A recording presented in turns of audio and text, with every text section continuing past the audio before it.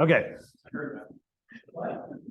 All right. So tonight we're going to be talking about slinging the lingo, understanding the old men, and we'll talk about old men in a minute.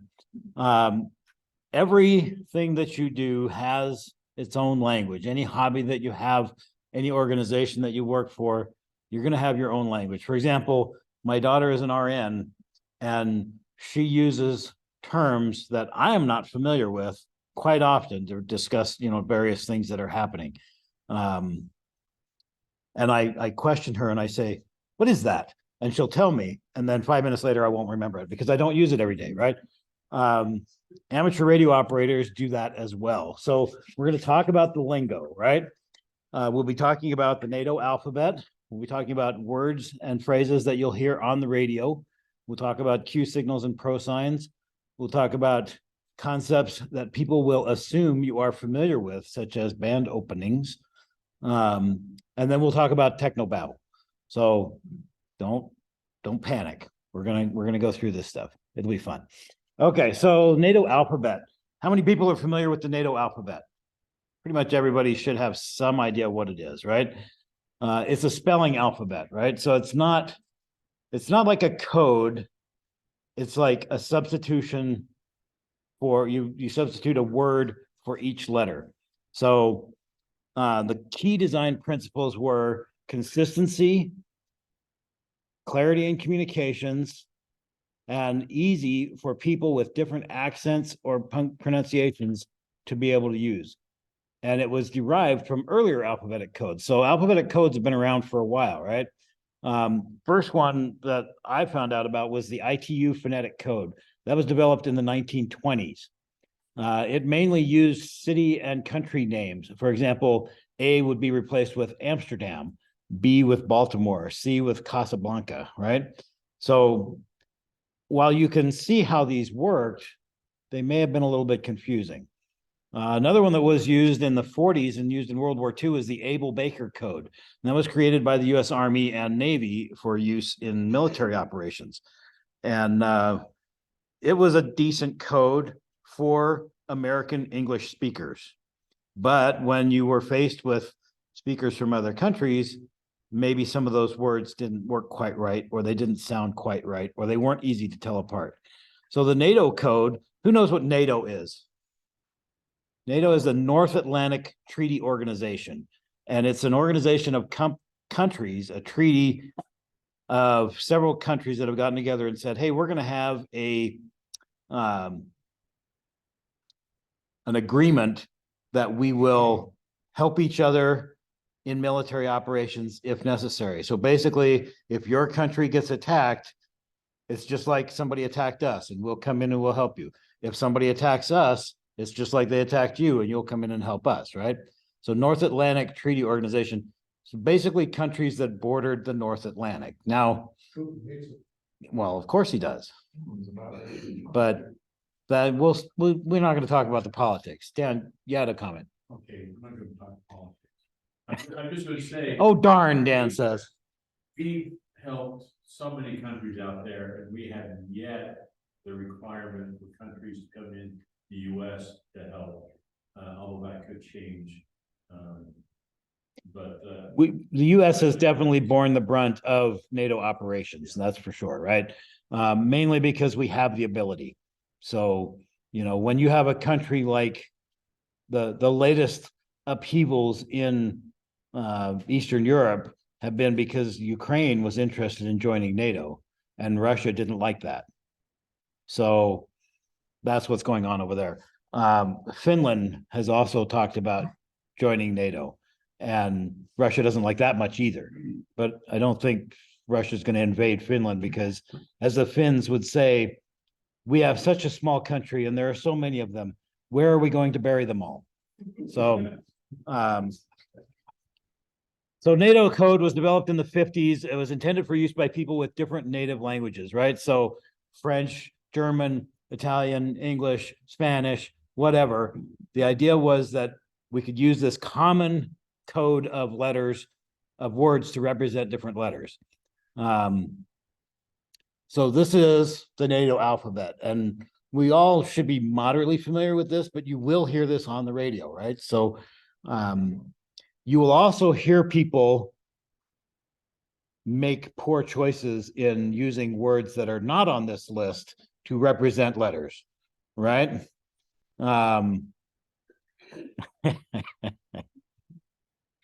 So just bear that in mind. But ideally, I would prefer that none of you do that. So don't say kilowatt 7, say kilo 7, right? It's not kilowatt, it's kilo.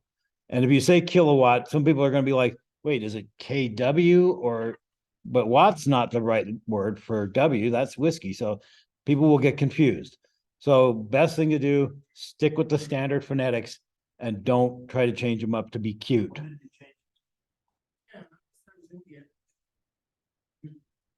The list I found said indigo. Maybe I'm wrong. We should look that up. Yes, I will make a note. If I can find. Maybe the, like Gary said, maybe this is the NATO and the armies is different. That could be. That's a possibility. But we should also know that, like, when you're working HF, generally speaking, most people are close to that, but there's a lot of people that refuse to use this alphabet. They make up their own, you know, and it's frustrating because I'm expecting Charlie and they say Cuba, you know, right. And or something like that, and I go for Chicago or whatever it is, and especially when they say S for Sierra, supercalifragilisticexpialidocious. Try putting that in CW. Yeah. Jan, Yes. I think the FCC actually recommends the ITU alphabet, which does use India, but otherwise it's exactly like the. Interesting. So why do you hear that so much over Z? So I say Z. The English generally say Z for Z. Okay. So instead of saying Z, you'll hear Z sometimes. I say it because it sounds more distinguishable from like 3. Z and 3 can sound the same on the radio, but Z doesn't sound like any number, right? So I will usually say Z, but you say Z, you're really I'm not going to say Zulu WV. So, but yeah, so I will say Z for Z, and that's just it. The English say Z for Z, and my mom was English, and you know I was born in England, so I figure I'm allowed to do that. But you'll hear that a lot even in the U.S. We're about the only country that doesn't pronounce. That doesn't say Z, right? Yeah. So we also don't say zebra instead of zebra, right? So you know, I don't say zebra, but I do say Z when I'm talking about Z. At least on the radio, I do. I may not in real life, right? But does everyone understand why you would want to substitute a word for a letter, even if it's longer to pronounce? Oh, sure, for clarity. That's for clarity is exactly right, because So if someone says Z, you heard C, you could distinguish between them. Right. If I say Zulu, you're not going to write down the letter C, right? So that's it exactly. It's for clarity. And so the words are chosen specifically to be distinguishable, right?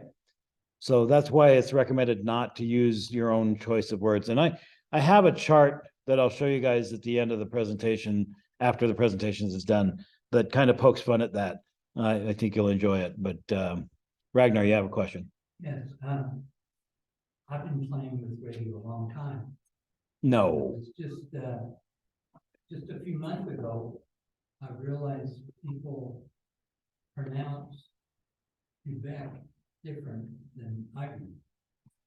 A lot of people say Quebec. I don't remember Quebec or Quebec. what is it? Quebec. Quebec. Yeah, and I didn't know people were saying. And you say Quebec? Quebec. Quebec. Like people so many people were saying it wrong. But the interesting thing is that you can tell that it's Quebec, right? You know that it still stands for Q, no matter how it's pronounced. And that's one of the key factors of this alphabet is it was designed for people with different accents to still be understandable, right? So you didn't want to pick a word that would sound dramatically different because you had a different accent, if you were French or if you were German or whatever. The ARRL has an article on that, and specifically on Quebec. They have a pronunciation guide, and it's pronounced the way the ARRL wants you to say it, Quebec. Quebec, that seems odd. Quebec, yeah. The Spanish speaking people pronounce QUE as K. Okay, that is true, yes. Queso, whatever, so it makes sense that a lot of them would do that. They would also drill their R's, which would make it difficult to pick up. That is a factor too, right? So Romeo instead of Romeo, right? Sierra. Yes. All right, so NATO alphabet, good idea. We should use the phonetics for the letters when you need to spell them out. Now, most of the time when you're having a conversation, you can just say the letter and it's fine.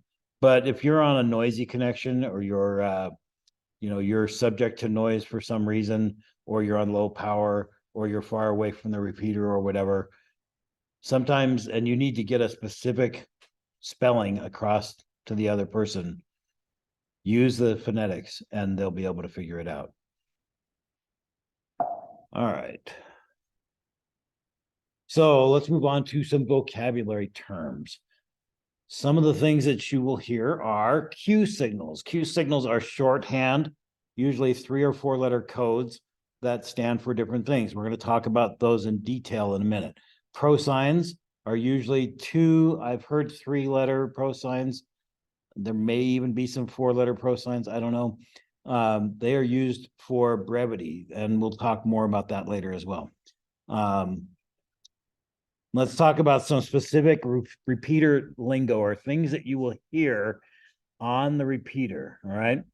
So some phrases that you might hear on the repeater is on the output. Oh, he's on the output. That means your radio is configured wrong. You're transmitting on the repeater's output frequency, not the repeater's input frequency. If you think about how a repeater works, it has 2 radios. One is receiving signals and one is transmitting them, right? So anything that the repeater receives on its receive frequency, it will retransmit on its transmit frequency. So your radio needs to be configured to transmit on the repeater's receive frequency and receive on the repeater's transmit frequency. Does that make sense to everybody? Dan, go ahead.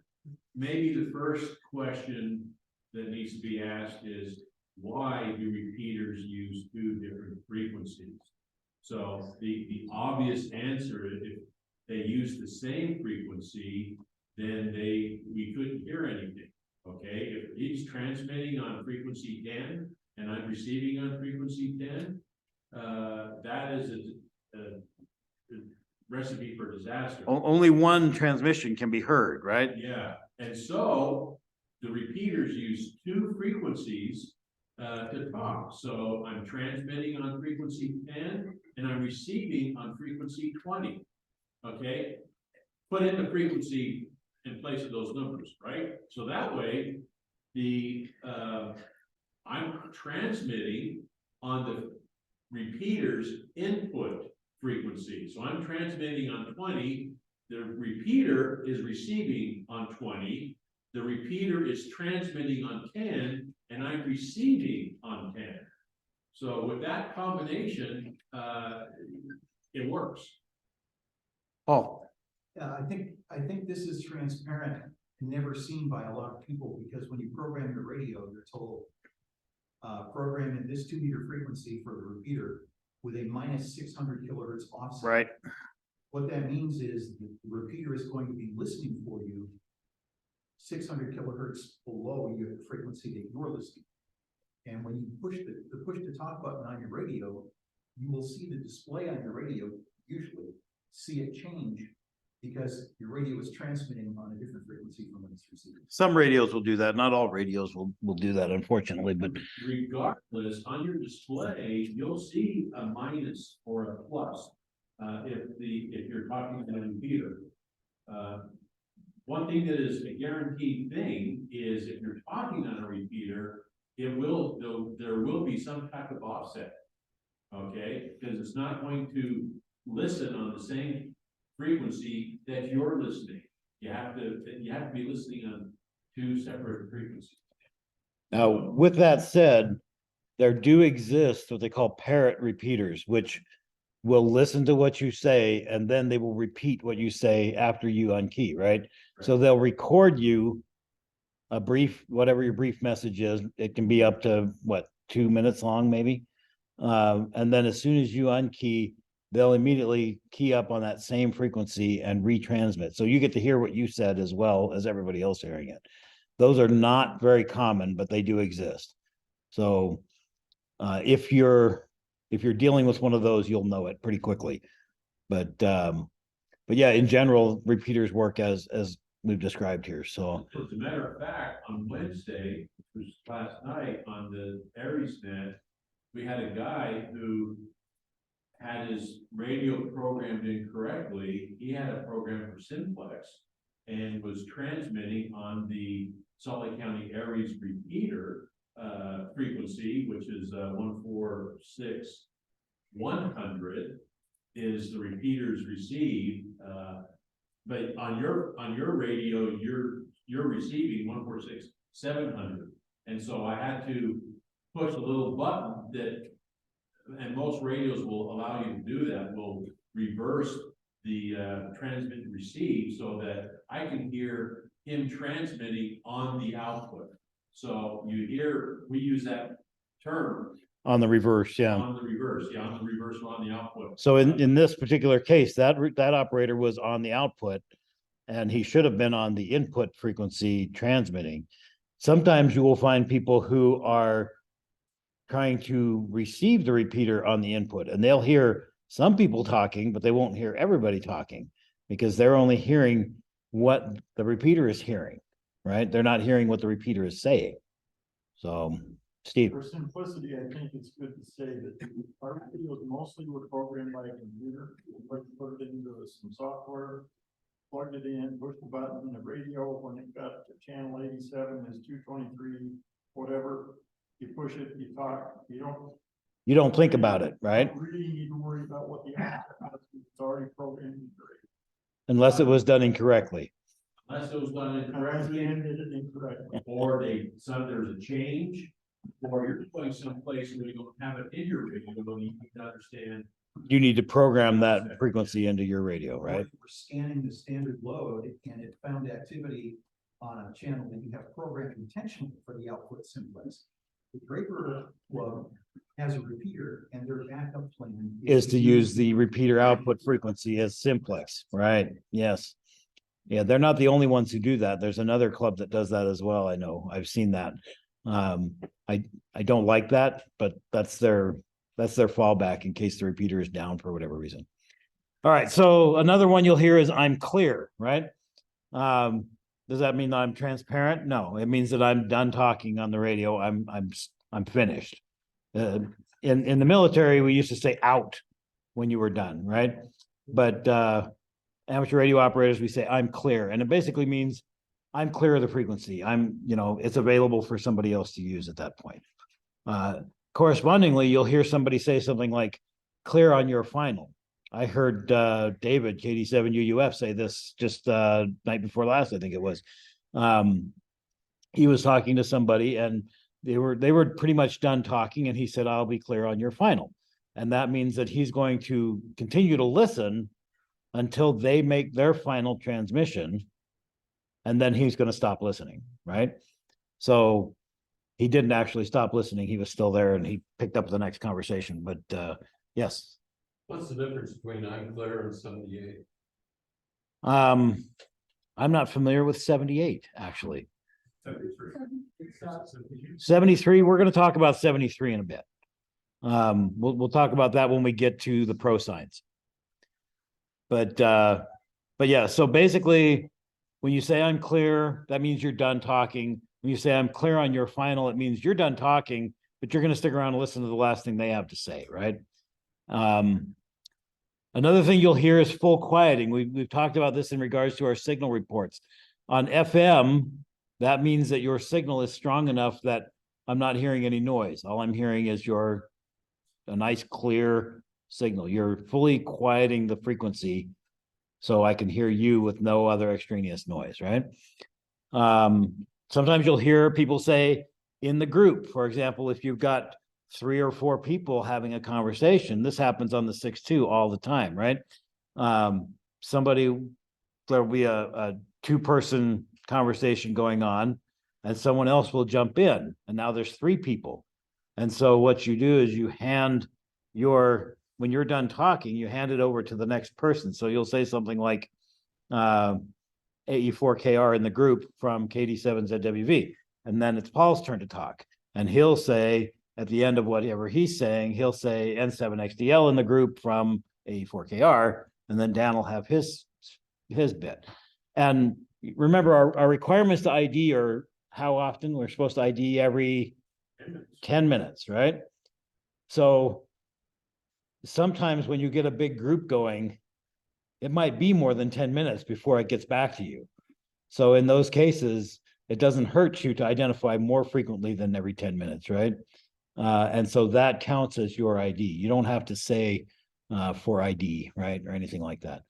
As long as you've said your call sign as part of that transmission, that's good enough. And if you do get into a group conversation, you're one of the lucky ones, because most times it is very difficult to break in.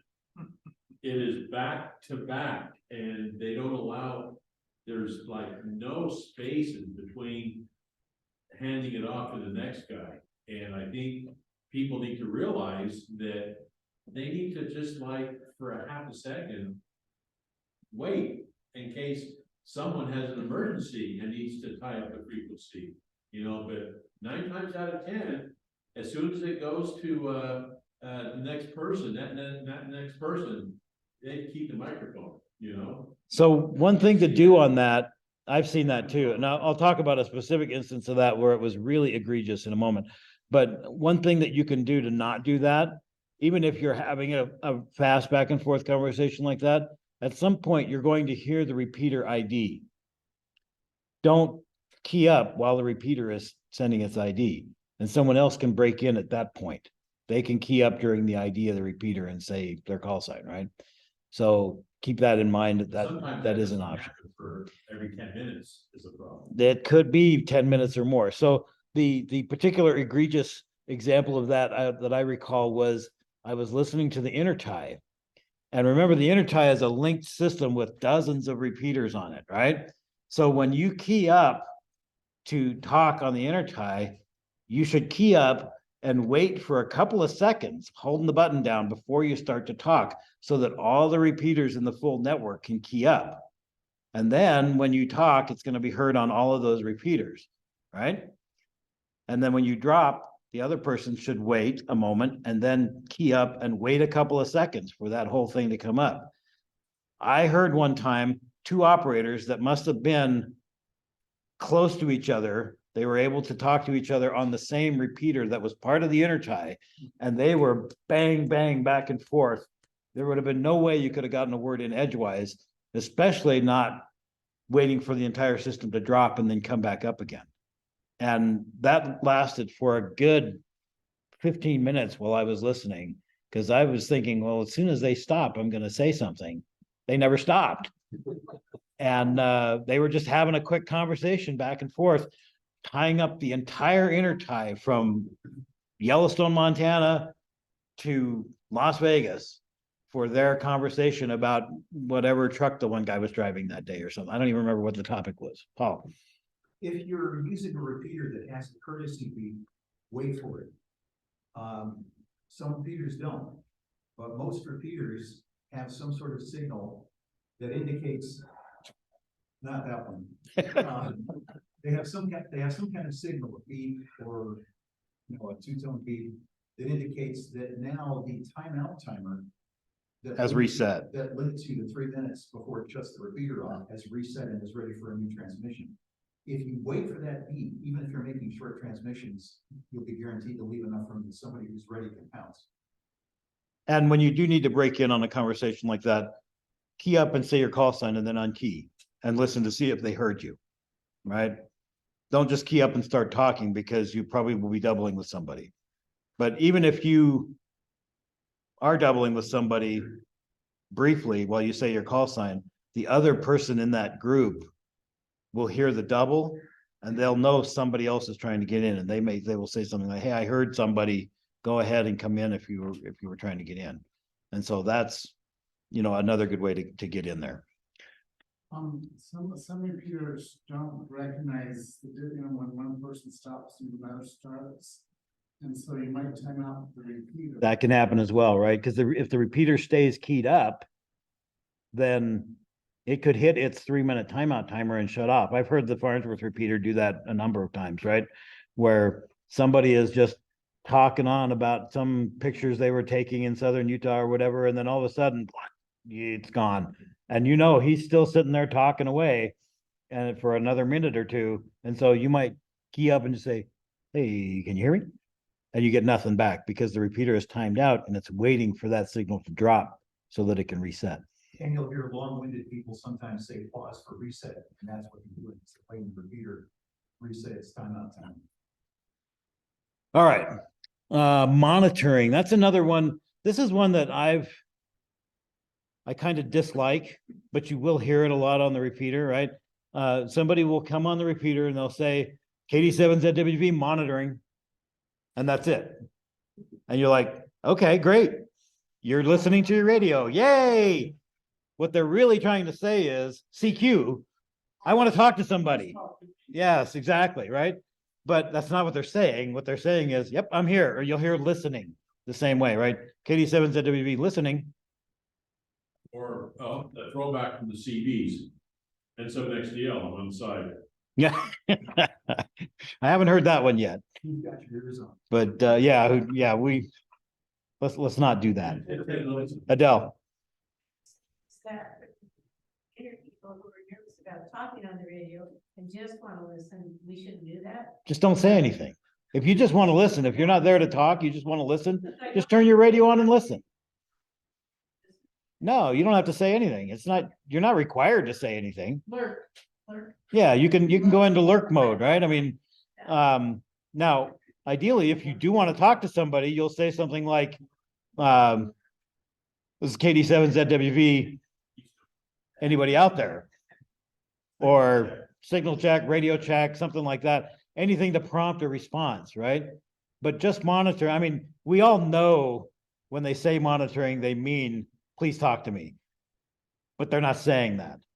So. Also discouraged to say 8 and 4KR stalking. Yeah. Okay. You're going to use that one now? All right. Stalking, right? Not stockings, not pantyhose, no. All right. Don't Amos would agree. Anyway, so you'll also hear about a net, right? We talk about our net that we have every Sunday night. A net is just a regularly scheduled meeting on the air of people. So it's nothing fancy about it when we say, oh, we had the net last night. They're not fishing. They're not like, catching brine shrimp or whatever out in the Great Salt Lake. It's not Dan's fishnets. No, not the stockings that Dan, never mind. I'm not going to go there. But yeah, so a net is just. A target has a great cell. You should hide. A net is just an opportunity to get in there and talk with other people, right? So there will be scheduled nets. There can be impromptu nets or what we call ad hoc nets, right? Where people just kind of start talking and that's a net. People are talking, right?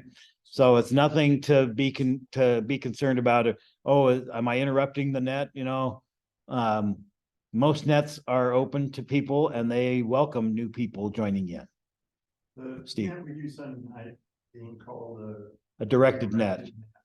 So, Lots more organized than tonight at 6 o'clock when you just opened up and everybody. right. Is waiting to, oh. did I do So- something? A directed net, basically, the idea is you've got a net control operator who is responsible for controlling the traffic on the net. So you don't talk unless you're told to talk, right? There are also undirected nets or, directionless, I don't know what you would call it, but nets where there is no real control operator and it's just people having a free for all, right? And so that's perfectly fine also. You can have that as well. So when a lot of times too, you'll hear that I know like what is it, Crossroads Net, you'll hear people ask for an early out. And the idea is if you're on the net, you're supposed to be listening until the net is over. You're not supposed to, yep, I'm here, see you, bye, and turn your radio off and go home, right? You're supposed to stay there until the net is done, right? So you'll hear people say, well, can I have an early out? And that's basically meaning like, hey, I've checked in, I can't stick around for the whole thing. Just know that I won't be here for the rest of it, right? And the net control operator will say, yep, gotcha, and off you go. And so they'll know that that person's not gonna be there anymore. And one of the reasons behind that, I don't know if you're gonna talk about that, Go ahead. is the fact that sometimes the net control operator or someone else that's been assigned has announcements or something that may necessitate these people to know about it, so they can, now that they know other people are leaving, that it helps the net control operator. Yeah. I'm sure that's not the only reason, but that's one that I know. Well, it is good for the net control operator to know who's actually there. If a station checks in, you're going to assume that they're there and that they've heard the whole net, right? Unless they've told you that they're not going to be there. Everybody else should be stalking the net. That, yes, yes. All right, so let's talk about some more. You'll hear, so remember we talked about monitoring and listening? You'll hear mobile, like I've been known to do this. KD7 ZWV mobile. Yep, I'm out here, I'm in my car. Yep, here I am. Look at me. It basically means, hey, if anyone wants to talk, I'm here, right? But if you want to talk, just say CQ, right? I mean, a lot of people say, well, you should never say CQ on a repeater. I think that's BS. There's no reason not to say CQ on a repeater. If you want to talk to somebody and you don't care who it is, you can call CQ. It's fine. We'll talk about CQ when we get into pro signs, but John, yeah, occasionally you get a more mobile portable when they are, it's like when they check in and they say they check in and it says mobile. you will hear that. And basically mobile means I'm on a mobile radio. I'm on a radio that's in a vehicle. And portable means I'm on a handheld, right? I'm on a portable radio of some kind. Paul, Not correct. no? Portable means you're not operating from the location you're licensed. Ah, okay. So if you're set up with an 80-meter dipole at 100 feet in the park, You're portable. you're technically you're portable. But mobile and portable used to be required when you ID'd if you were mobile. Yeah. In fact, it used to be required if you were in an area outside your home area. If I was, if I was in Florida and it was 84 KR and I traveled to Utah, I'd have to sign to ID AE4KR portable 7. Hmm. And so that's something that's kind of carried over from tradition, even though the SEC's done away with the requirement, as will many of the things we've talked about tonight. I will make a note of that and make I'll update this presentation accordingly. And that particular requirement is actually in the technician manual where when they talk about that, being portable and, slant. Whatever it is, but nobody uses it. It's used internationally. If you're traveling internationally, I know that is still used, right? Here. Not. Right. Exactly. Yeah, tell him. Tell him. Okay. Here's one that you'll hear sometimes. I'm destinated. Have you ever heard that? I've never heard. You've never heard that? Never. I heard Sammy say it the other day. So that's Sammy. Yeah. You're destined to hear something. I'm destined means means I've arrived at wherever I was going and I'm about ready to get off the radio, right? I'm destined. I have reached my destination is what he's trying to say. TMI. But yeah, I mean, you could just say, oh, I made it home. I'll catch you later. KD7 ZWV and I'll be clear on your final, right? But people use this terminology. You'll hear it. You'll hear it on the radio. So be aware of that. I'm destinated or I've destinated means I got where I was going. I've made it to my destination. Bravo. We're happy to know that, right? Sometimes when you sign out, your work or something, I'm now designated. Yeah. It's a nicer way to say, I'm tired of talking to you right now. I have to go back in the house, right? Or whatever, right? It's or a job site, I've got to get out of the vehicle, right? Yeah, so you will hear it. You will hear it. And basically it just means, hey, I got to wrap this up. I've reached wherever I was going and I can't talk anymore, right? So just when you hear it, now you'll understand what that means. A lot of those terminals, they used to be one having them. And they drive all day long and keep job sites all the time. All right, so you'll hear people say break. Now, what break means is it's a nice short word that you can use to interject in between two people talking, right? And it means I need to use the frequency. You will hear people say break when they just want to get into the conversation. What should you say when you just want to join the conversation? Your call sign. You should throw your call sign out. When you say break, that's like, whoa, everybody stop what you're doing. Something's happening.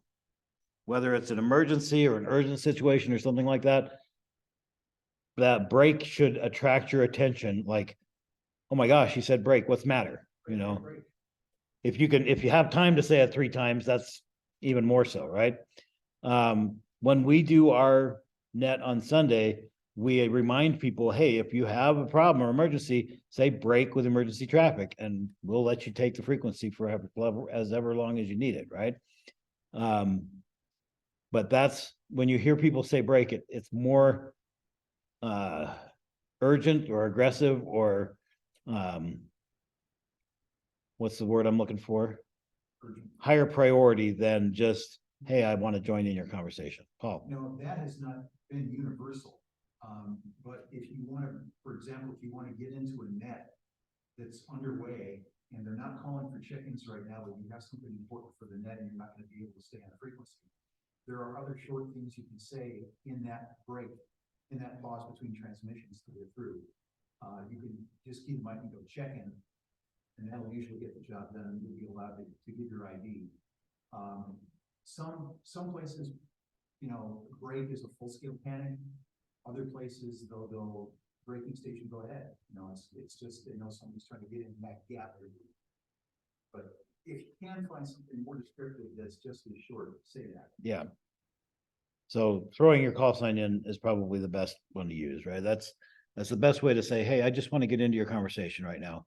And they may not hear your whole call sign, but they hear part of it. And then somebody's doubling, they'll know that somebody else was there and they'll know to ask for you. Right? A common word is just to say comment. Or on our nets, you'll hear recheck sometimes, right? Somebody has already checked in once and someone says something and they need to make a comment about that. They'll say recheck. And the net control operator will say, go ahead, recheck, and then they can make their comment, right? So, all right, let's talk about deviation. So in FM, your deviation is the amount of frequency change that's needed to carry the signal. You'll sometimes hear it referred to as the loudness of your voice. So when you're talking in the radio, and if you're like talking to the radio out here, it'll be very quiet. You don't have much deviation, right? When you have the mic up too close, you might have too much and you'll hear, you know, popping, or your signal will get clipped because it's deviating too much from what the FM signal is allowing. You mean it's not the number of deviants that are on? There's always more than one more than you think, Dan. So correspondingly, modulation is the signal that's being transmitted or the way that signal is being transmitted, right? So how is your signal getting from your radio out to people? Is it frequency modulation? Is it amplitude modulation? Some variant of that. It is the signal itself. So the modulation may be, you may hear somebody talk about your modulation being low or something like that. Your signal strength is low, could be related to that. So you'll hear that sometimes. Intermod is another one. That's interference that's caused by other sources of radio signals. So you'll hear some kind of noise on the signal, and it's not coming from you or your radio. It's coming from sometimes an interrelationship between your signal and another signal causes some kind of interference. And sometimes you'll hear, like, I've noticed that I'm driving down State Street, and whenever I go past about maybe 40th South, if my radio is on the Ensign peak frequency, I'll hear and then it'll be gone. And it's like my radio has picked up some signal that it thinks is worthy of my hearing. It's just noise, but it doesn't know the difference because it's a strong enough signal that it thinks I need to drop the squelch and let you hear this. That would be an intermod type of signal. So Oh, I'm thinking you're-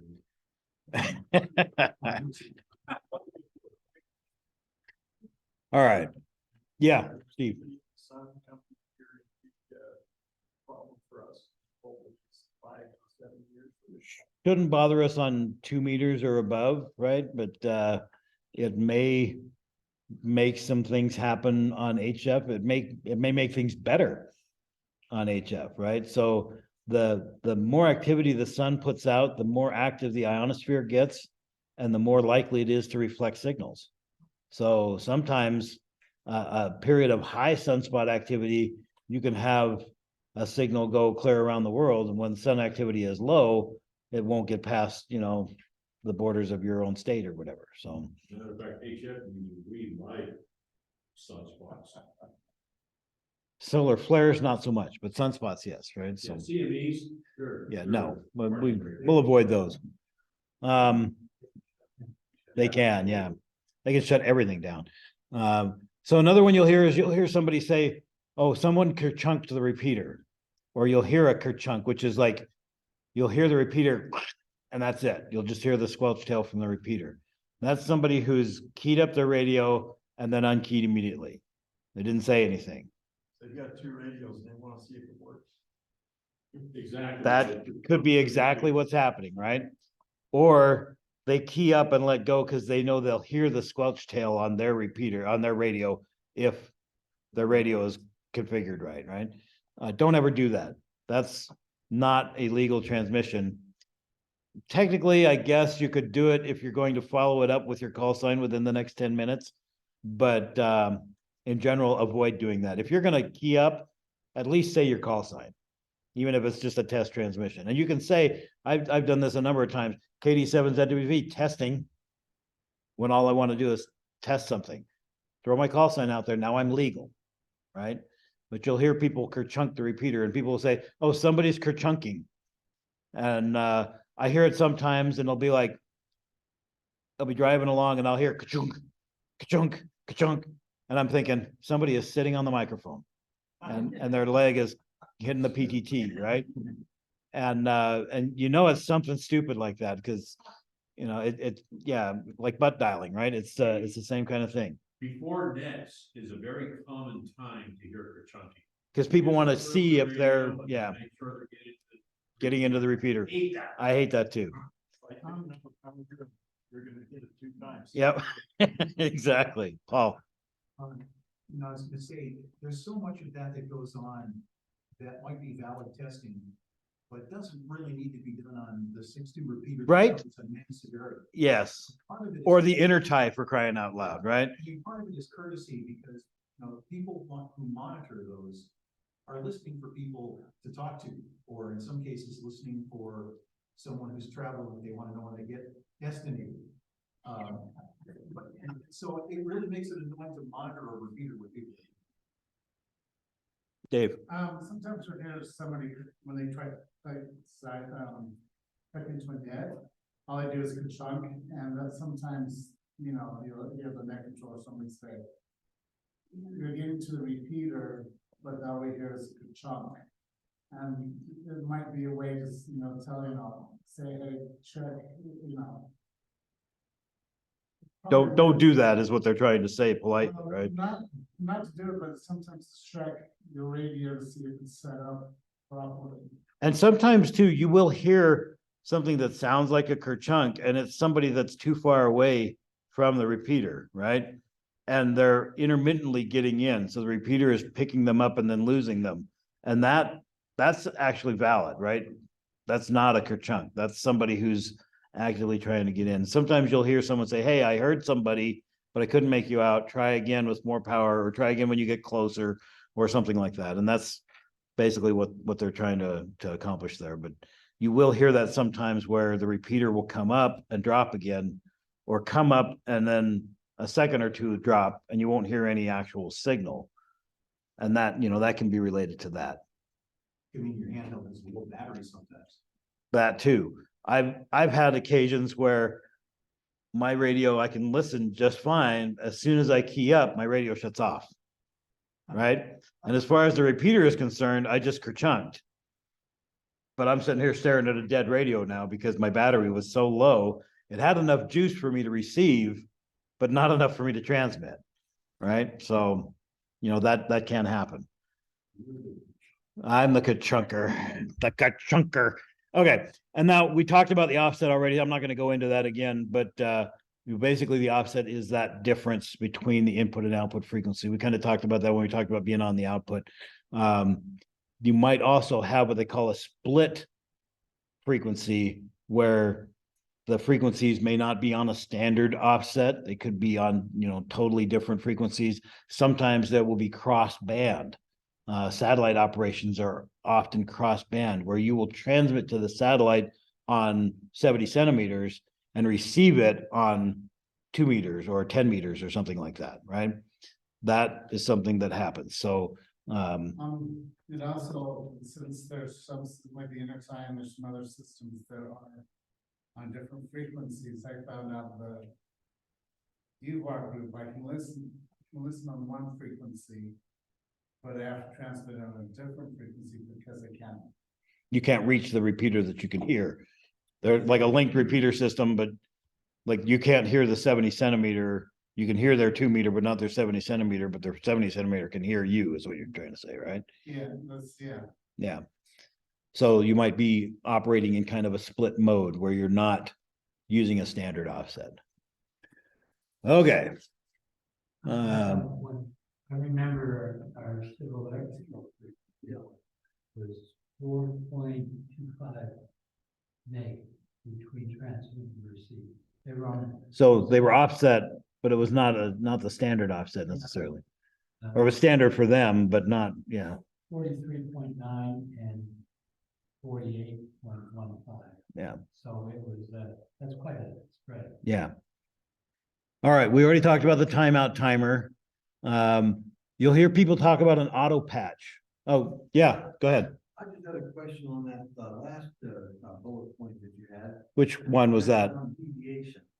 By law, aren't we restricted to plus or minus 5 kilohertz? And if you try to yell at you or something like that, and try to cause that allowance to deviate beyond that, of course, that would be distortion. But so isn't that what we're limited to? We are not. So there are limits, but it kind of depends, right? So on FM, you can have narrow FM or wide FM, and some places have decided to go with wide FM because it carries more signal quality. Other places have gone with narrow because you can fit more channels into the band. Paul, you had a comment. Yeah, that's a matter of convention, not law. The standard for FM operations for all hands on all frequencies in the US is plus or minus 5 kilohertz. Yeah, but that's not a legal requirement. Plus or minus 15 kilohertz used to be common. And the audio quality was better, and it had all the things that FM does, where one station always wins and that sort of thing, worked better. But to get more channels for more repeaters, they narrowed it. And the reason it matters is because manufacturers now put filters in their receivers that will clip you off if you exceed 5 kilohertz. So it's not so much the distortion that'll be a problem, it's the fact that the squelch will actually drop your signal because it's gone outside the limits of the filter. All right. I didn't realize it was already that high, because when they went to the game these days with the bandwidth, if you start transmitting, wider, wide bandwidth, then you won't get as many, channels. Right, and that's, you could debate that, whether you really needed all those channels, because most of them sit here idle. Right. That's not- Yeah, that is a problem, right? So, okay, so how many people have heard somebody talk about using an auto patch? So yeah, anybody who's been around for a while has heard an auto patch is basically a connection between the repeater and the POTS system. A POTS stands for plain old telephone system. Okay, so it's basically connecting the repeater to a phone. And when your repeater has an auto patch, you can use your DTMF dial pad on your radio to place a phone call. And remember, you're not operating in full duplex. Like normally on the phone, you're full duplex, right? You're talking to the person and they can hear you. And if they talk while you're talking, you can hear them and they can still hear you. On the radio, that doesn't happen. If you're talking, you can't hear, right? So you need to make sure that anybody who you call on an auto patch is aware of the fact that you're on an auto patch and they need to stop talking when you're talking. They also need to be aware that, Don't use illegal stuff, right? Yeah, don't say things that are illegal. Yeah, right. So don't talk about money, anything that's of a current interest, no business traffic or anything like that, and no swearing. Now four-letter words like work. Well, for some of us, that's a four-letter word, but Dan.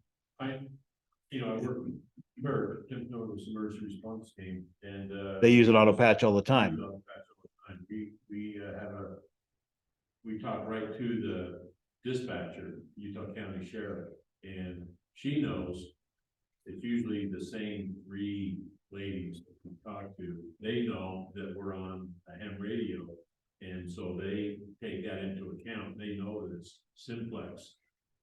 And so it makes a big difference though, when you're trying to report an emergency, trying to bring a helicopter in or whatever. And yeah, with the ability to talk right to the dispatcher, she's talking on her phone, I'm talking on the ham radio, and it's very effective. What is your interesting thing about TERT too is the auto patch can receive a phone call. So the dispatcher can call the auto patch number and tell, you can answer it from your radio. That's pretty cool. Paul. One other thing, people don't know about auto patches because between the growth of the cell phone population and frankly, the abuse of auto patches by pranksters who can call 911 and then just not say anything. Auto patches have mostly disappeared, but some are still left. And if you're on one, be aware that if you call 911 from an auto patch, the location of the emergency on their dispatcher console is going to be where the repeater is, not where you are. So in some cases, repeater groups have had understandings or training for the 911 call center operators to know that. But in some cases, they've dispatched fire trucks to the repeater site. So you need to be clear. Or police if you do a hang up, Yeah. right? So make sure that you clear out immediately that you're using an amateur radio auto patch and the location displayed on the screen is not where you're located. How would you get into it? How would you use an auto patch? So typically it'll have some kind of sequence to unlock it or activate it, right? So you'll key up your radio and then on your dial pad, you'll enter like a 3-digit code or something like that. First thing you do is you key up and you say, this is KD7ZWV, I'm going to use the patch, right? And then you'll let go and wait for a second to see if anybody else jumps in and says, no, don't do that. I'm already using it. Or, the patch is down or whatever, right? Frequency specific. So is it a specific frequency? It's attached to a specific repeater typically, right? Ragnar, you're anxious to say something. Yeah, 146.76 used to have an auto patch. That's the Lake Mountain repeater, right? And Gordon Smith had a 220 radio that he would hook up to, the Salt Lake group. Anyway, the control would, you'd say N7 LCR for the patch, then you'd hit *9 to get a local call in Ogden. *7, you get a local call in Salt Lake County. And *5, you get a local call in Utah County. And it was hooked up to tie in with Gordon's. With his phone, yeah. And he did about what, 13 days. Yeah. There. So basically, you're gonna key up, you're gonna punch in the code for the patch, and then you listen and you'll hear the dial tone. You key up again, and you dial the number that you want to call. Unkey and you'll hear the phone ringing. The person will answer or whatever. And as soon as they say hello, you key up and you say, hey, I'm on the auto patch, so we're in simplex mode. Don't talk while I'm talking. And then it's a good idea. We were supposed to do it. We're supposed to say, hello, is your refrigerator running? Yeah. But it is a good idea, like Steve says, to say over when you're talking to somebody on the patch, right? Because they're not amateur radio operators, right? And so they're not used to operating in simplex mode or in, essentially what is a simplex fashion, right? So that is a good shorthand to use with them so that they know when it's their turn to talk. And then if they say over, then they know that it's your turn to talk, right? So that's a good point. And then typically when you're done, there's a code that you'll punch in to tell the auto patch to hang up, and then you'll say that you're clear of the patch and give your call sign. And in that case, instead of the star, the call the pound, so #9. And that would close the hang up the phone, right? So and there are still auto patches around. They're not nearly as popular as they used to be because everybody has a cell phone now. And if you want to make a phone call, you just make a phone call, right? Yeah. From a practical perspective, auto patch, I'm wondering if it would be really useful in a severe emergency such as 72. I want to talk to somebody in another state. It kind of depends. Typically, the auto patch was attached to a landline phone system. And to the extent that that landline phone system is still operational, then yes, it could be used for that. But you've got to keep in mind that in a 7.2 earthquake, chances of the landline phone system still being operational are pretty darn low. I'm thinking in another state. But it's still, you're still in this state, and that's where the auto patch is, right? That's where it's tied into the phone system. The repeaters, but they don't think to be on the mountaintop. Typically the landline doesn't run to them. There's another radio somewhere that's attached to the phone system that's on the frequency with the repeater. So it can hear whatever the repeater is hearing, right? And it can talk to the repeater just like any other radio is going to talk to the repeater.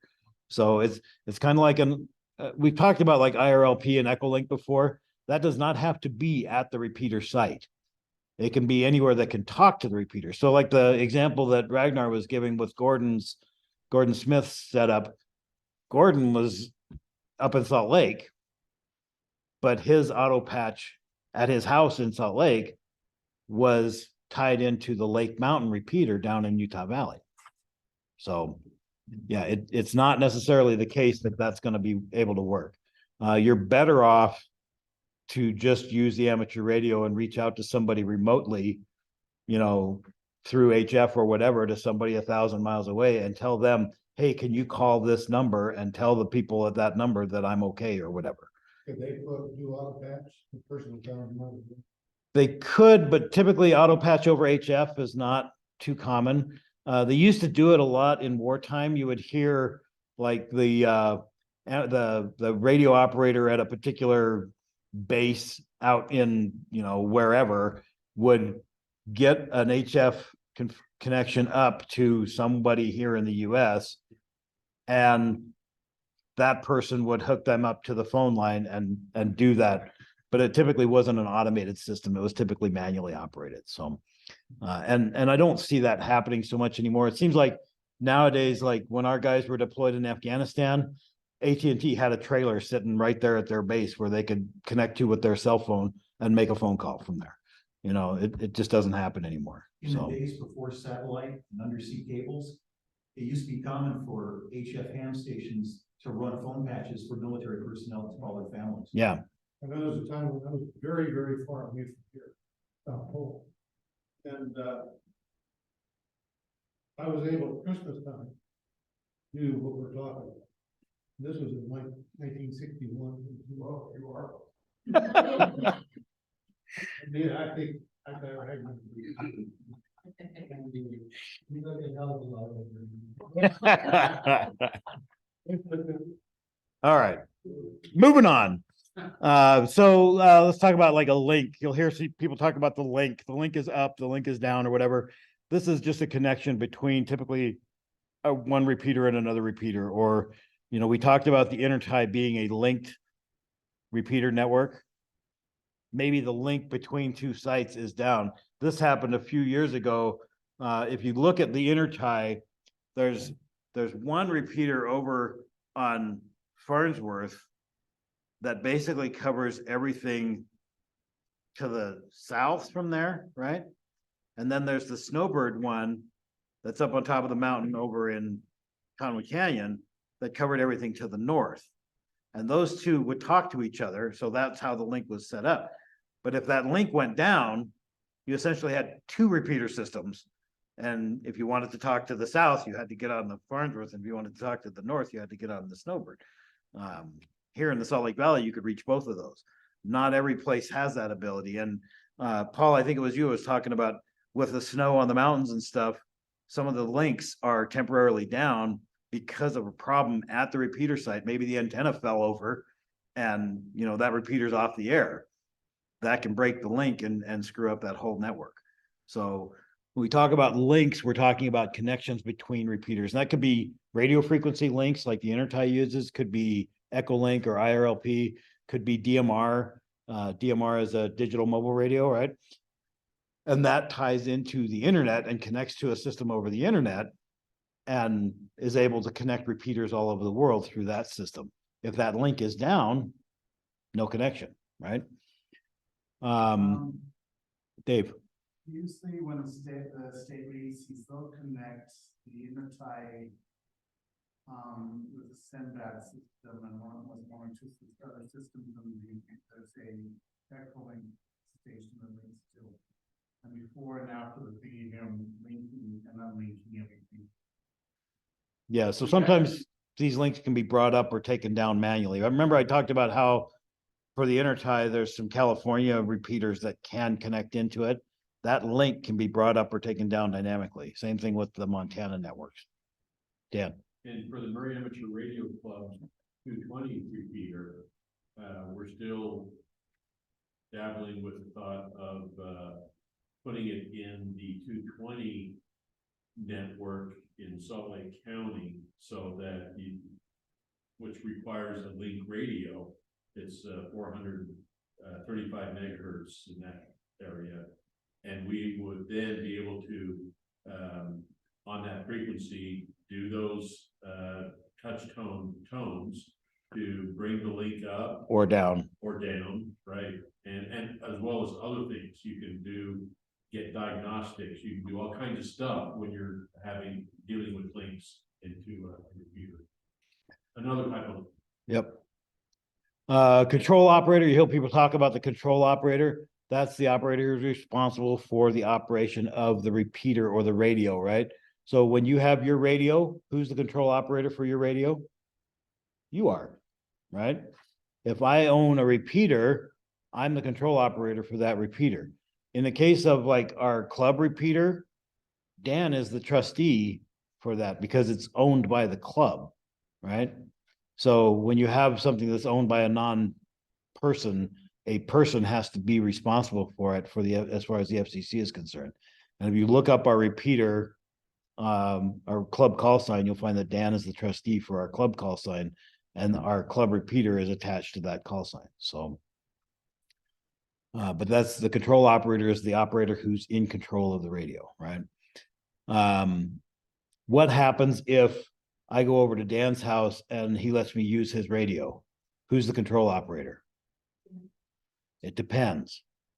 If it's his HF radio and I'm using it as a third party, since I'm only a technician, I don't have permission to transmit on HF with my call sign. But because Dan is standing right there, he can be the control operator, even though I'm the one who's talking.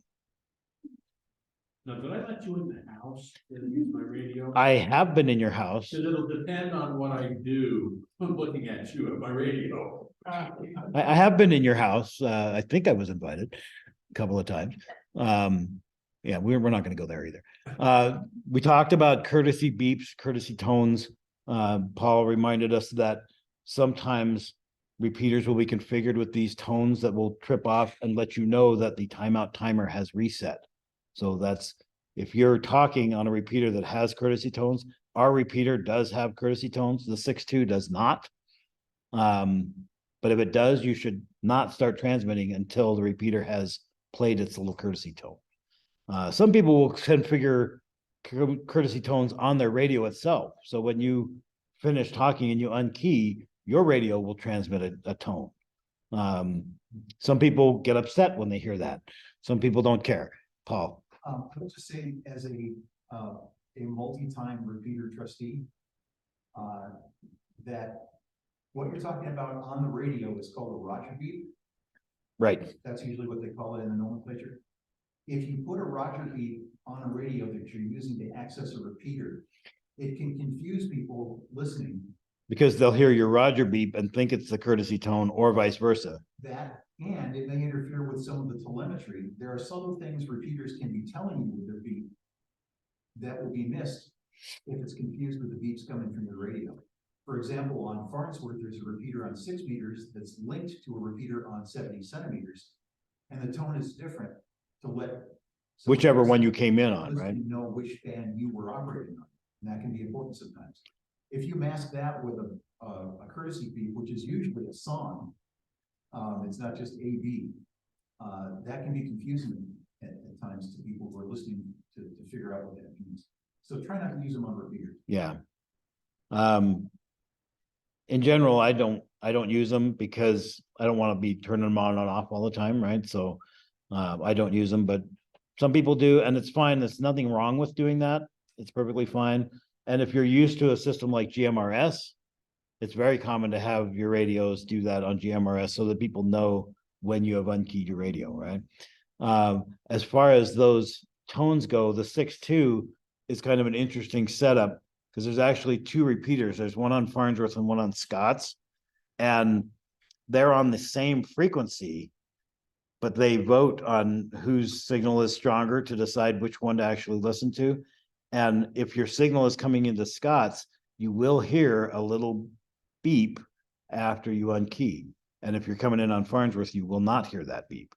So that's, an interesting factor. Like Paul was saying, that the repeater can be configured to tell you something with that response tone.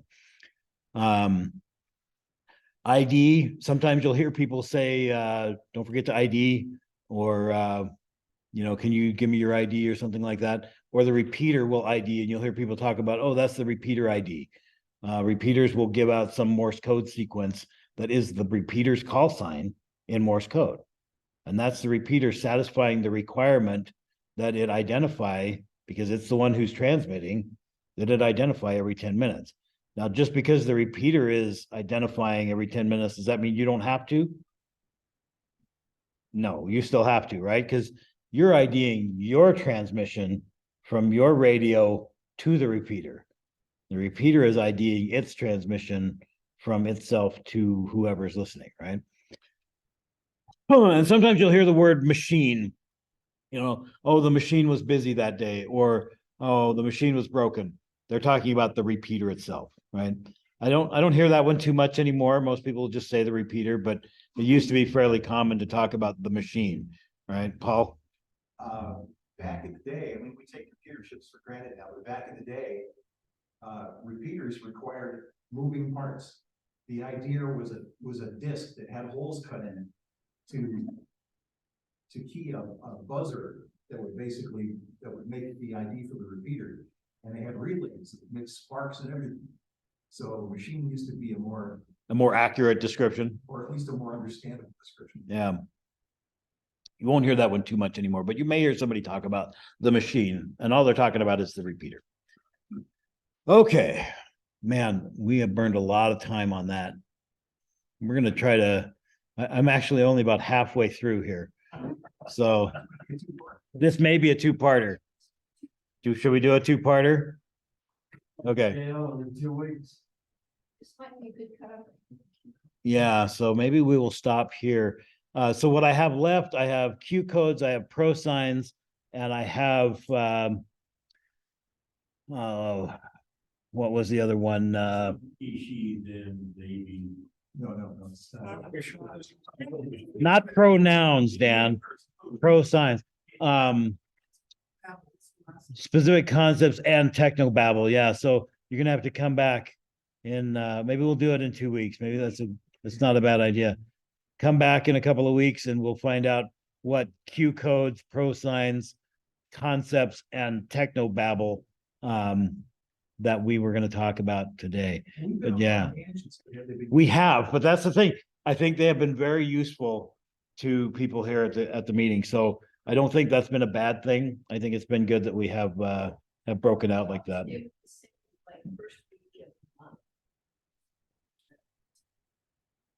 Normally we would do that, but since our third week meeting is kind of in flux at the moment with Mickey's passing, maybe we should just do this on our third week, unless there's some people who can't make it on the third week. Dan? An idea, I'm just throwing this out, take it or leave it. I think it would be similar to what we've been talking about. There's a lot to do as far as the nomenclature on ham radio, right? For beginners. I would love to do a class on repeaters at the basic level. I would go through it so that even my wife can understand. And so if you're interested in doing a class like that or scheduling for me to do, I'll be happy to do that. I'm gonna tell your wife about it. So Every time he wants to buy a new radio. I had thought about putting together a presentation that I have. The working title is The Repeater Whisperer. And what are repeaters telling you that you may be taking for granted? Because there's a lot of different things that the repeaters telling you that are very subliminal. That may be a good advanced topics class. Yeah, There's all there, okay? for the stockings, right? Yeah. So I guess we'll cut it here. We'll take a break from this and we will resume this class. Do we want to do it in 2 weeks or do we want to do it in a month? You guys want to do it in 2 weeks? So we'll pick it up on the third Thursday class and we'll start with Q codes. And yeah, we'll do that. I'm gonna go ahead and stop the recording. If I can find it. Hey, Jan, Yeah. I'd like to congratulate you on putting together a program on understanding more men that actually attracted 4 female participants. I'm still trying to figure out.